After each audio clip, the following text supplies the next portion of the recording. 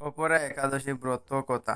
युधिष्ठिर ने पूछा, जनार्दन, ज्येष्ठ माह के कृष्ण पक्ष में किस नाम की एकादशी होती है? मैं उसका महत्व सुनना चाहता हूँ, उसे बताने की कृपा कीजिए। भगवान श्री कृष्ण बोले, राजन, आपने संपूर्ण लोकों के हित के लिए बहुत उत्तम बात पूछी है। राजेंद्र, ज्येष्ठ माह के कृष्ण पक्ष की एकादशी का नाम अपरा है।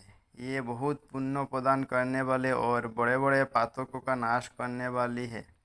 ब्रह्म हत्या से दबा हुआ, गोत्रों की हत्या करने वाला, गर्भस्थ बालकों को मारने वाला, परनिंदक तथा परस्त्री लंपट पुरुष भी अपरा एकादशी के सेवन से निश्चय ही पाप रहित हो जाता है। जो झूठी गवाही देता है, माप तोल में धोखा देता है, बिना जाने ही नक्षत्रों की गणना करता है और कूटनीतियों से आयुर्वेद का ज्ञाता बनकर वेदों का काम करता है, ये सब नरक में निवास करने वाला प्राणी है। परंतु अपरा एकादशी के सेवन से ये सभी पाप रहित हो जाता है। यदि कोई क्षत्रिय अपने शास्त्रों धर्मों का परित्याग करके युद्ध से भागता है तो वह क्षत्रियोचित धर्मों से भ्रष्ट होने के कारण गुरु नरक में पड़ता है। जो शिष्य विद्या प्राप्त करके स्वयं ही गुरु निंदा करता है, वह भी महापातक से युक्त होकर भयंकर नरक में गिरता है। किंतु वप्र एकादशी के सेवन से ऐसे मनुष्य भी सद्गति को प्राप्त होते हैं। माघ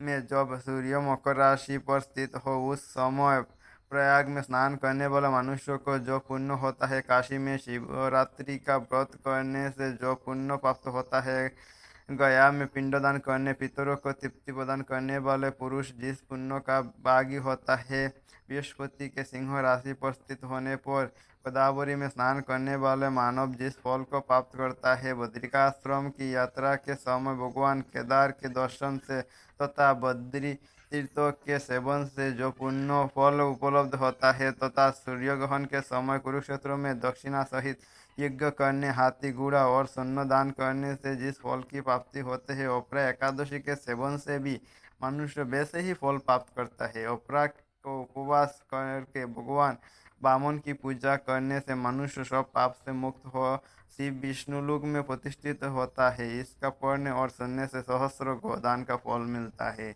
जय श्री कृष्ण।